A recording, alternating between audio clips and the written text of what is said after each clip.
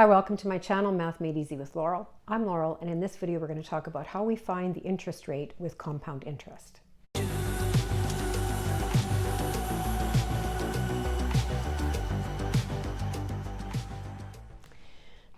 So in the past few videos we've talked about the formula for compound interest, where A represents the future value, P represents the principal or present value, R represents the annual interest rate, N is the number of compound periods per year, and T is the time in year. What we've done in the past videos is we've either been given the principal or present value and we're asked to find future value. Then we were given future value and asked to find present value. However, in this video, we're going to be finding R when we know the other values. Let's take a look. First example says $1,000 is invested for 5 years and the maturity value of the investment is $1,435.63. What annual compounded rate of interest did it earn? When you're solving for R, there's two methods that we can use. One is algebraic, which is how I'm going to do this particular question, and another one is with the formula. So let's take a look at how we do it algebraically first. We'll do a couple of examples algebraically, and then we'll look at the formula and do a few examples using the formula.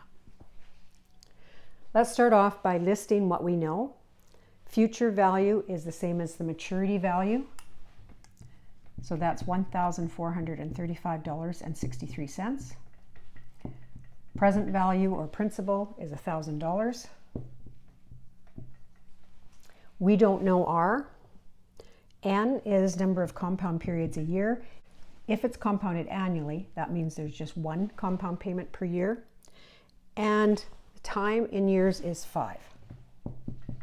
So let's plug those values in. So the future value is equal to the present value times 1 plus R divided by N. When N is just 1, it's going to be R over 1 times N times T. 1 times 5 is just 5. In order to solve for R, let's start by dividing both sides by 1,000. We get 1.43563 equal to 1 plus R to the power of 5. Before solving for R, let's just sideline and talk about powers and roots for a minute. If we have square root of x, that means x to the 1/2. So we can express a root with a fractional exponent. Similarly, if I had the 5th root of x, that would be x to the 1/5. If I'm solving an equation and my variable has a power, such as x cubed equals 64, so in order to solve for x, I can take the cube root of both sides. When I take the cube root of this side, I'll just have x, and cubed root is 64, which I can also think of or write as 64 to the 1/3. And in order to find that with your calculator, you can just enter your base of 64, then press your power key, which is y to the x. And then you can enter your fraction 1/3. Different ways you can do it. I'm going to keep it simple and just go 1 divided by 3, but put the brackets and then equals. Going back to my equation, to solve for R, I need to get rid of this power. So I can take the 5th root, and that will eliminate it on this side. And whatever I do to this side of the equation, I have to do to this side. So if I take the 5th root of 1.43563, that will be equal to 1 plus R. And instead of working with roots, I can change that to a fractional exponent. So 1 plus R will be equal to this value to the power of 1 over 5. So take this, raise it to the power of 1 divided by 5. And that value is 1.075. And now I'm going to subtract 1 from both sides.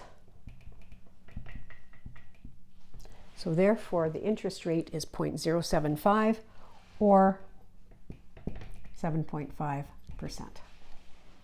Next example says an investment grew from $8,000 to $10,942.81 after 7 years. What quarterly compounded rate of interest did it earn? So let's list all of the values that we know. So future value is $10,942.81. Present value is $8,000. We're finding interest rate. If it's compounded quarterly, that means there are 4 compound periods in a year, and the time is 7 years. Let's plug those values in, and we get $1,942.81 equals 8,000 times 1 plus R over 4 to the power of 4 times 7. Let's simplify 4 times 7, and we get an exponent of 28. Again, I'm going to do this question algebraically. So in order to solve for r, let's first of all divide both sides by 8,000. So this divided by 8,000 is 1.3679. That will be equal to 1 plus r over 4 to the power of 28. To get rid of this exponent, I'm going to take the 28th root of both sides. So in other words, I'm going to raise this to the power of 1 over 28. And on this side, when I take the 28th root of this, the exponent is gone. So 1 plus r over 4 will be equal to 1.3679 to the power of 1 over 28 is equal to 1.0112. Now I'm going to subtract 1 from both sides to isolate r over 4. So that will be 0.0112. And in order to solve for r, I'm going to multiply both sides by 4. R is equal to 0.045 or 4.5%. Now let's take a look at the formula we can use. Before giving you the formula, I'm going to show you how we get the formula. If you just want to see the formula, you can just skip this next little bit, but some people really like to know how something's derived. So what I'm going to do is solve for r without any numbers, just using these letters. So my first step is to divide both sides by p.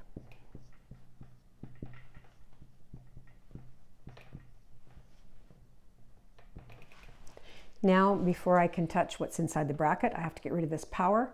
So I'm going to find the nt root of both sides. So this will be a over p to the power of 1 over n times t. And when I take that root of this, I'm just going to be left with 1 plus r over n.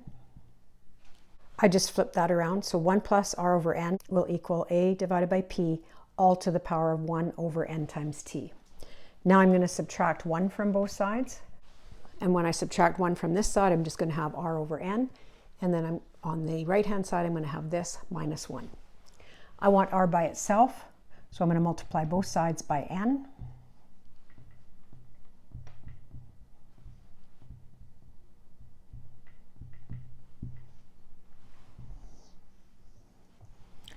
So there's my formula for finding r. I prefer to do it algebraically because I already know this formula, but if you're given this formula and you prefer just to plug into a formula, then this works too. Let's redo our last question just so you can see that this formula works. So in the last example, we had 8,000 grow to this amount in 7 years when it was compounded quarterly. We're asked to find the interest rate. So let's plug those values in. So n is 4. A is $10,942.81. P is 8,000 to the power of 1 over n times t. 4 times 7 is 28. In order to calculate this, we're going to have to go inside the brackets, do this quotient, raise it to this power, subtract 1, and multiply by 4. And when you do that, you will get 0.045, which is 4.5%. So it's your preference whether you want to do it algebraically or just plug into a formula. This next example is interesting. It says for an investment to double in value during a 10-year period, what monthly compounded rate of return must it earn? We're not given the present value and we're not given the future value. However, we can just make up numbers as long as our future value is double. In order to keep it simple, let's let our present value equal $1 and our future value therefore would be $2. So A is 2, P is 1, N, number of compound periods per year. If it's compounded monthly, there will be 12. And the time in years is 10. So you can choose to do this with the formula that we just talked about or algebraically. I prefer algebraically, so that's how I'm going to do it, but you can try it the other way if you prefer. When I plug those values in, I'll get 2 is equal to 1 times 1 plus r over 12 to the power of 12 times 10. Let's simplify it. 1 times anything, we don't need to write the 1 there. And 12 times 10 is 120. To solve this, I'm going to take the 120th root. So in other words, I'm going to raise 2 to the power of 1 over 120. And when I take the 120th root of this side, I'm just going to be left with 1 plus r over 12. I'm going to flip this around. So 1 plus r over 12 will equal 2 to the power of 1 over 120 is equal to 1.0558. Now I'm going to subtract 1 from both sides.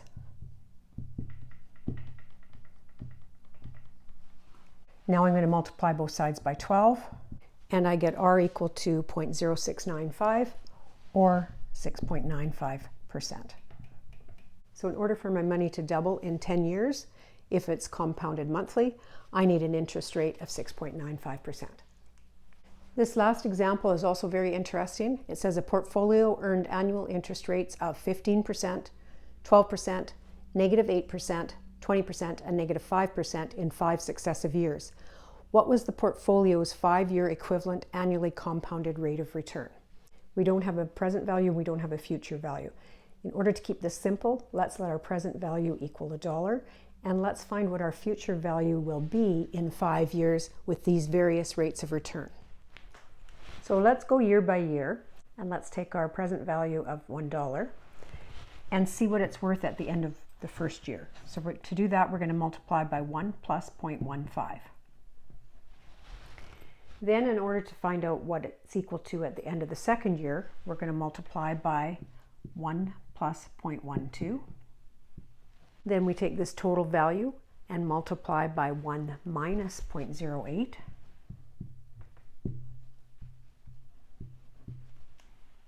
Multiply by 1 plus 0.2, and multiply by 1 minus 0.05. Or in other words, we take $1 and we multiply by 1.15 times 1.12 times 0.92 times 1.2 times 0.95. And when we do that, we get a value of 1.3509. So that $1 turned into $1.3509 at the end of the 5 years. Let's do this algebraically first, and then we'll do it using the formula. If we do it algebraically, we have 1.3509 equals 1 times 1 plus R over 1 to the 1 times 5. Let's get rid of this 1. Now let's find 1.3509 to the power of 1/5, and that will equal 1 plus R. 1 plus R will equal 1.062. Subtract a 1 from both sides, and we get R equal 0.062 or 6.2%. So the portfolio's 5-year equivalent annually compounded rate of return would be 6.2%. Let's try this question again, but this time just using the formula for R. Here's our formula. Here's our formula with these values inserted. 1.3509 divided by 1. Raise it to the power of 1 divided by 5, subtract a 1, multiply by 1, and again we get 0.062 or 6.2%. So hopefully you can see that you have a choice. You can either use this formula where the R is already isolated, or you can use your original formula for compound interest and do the algebra to isolate your R.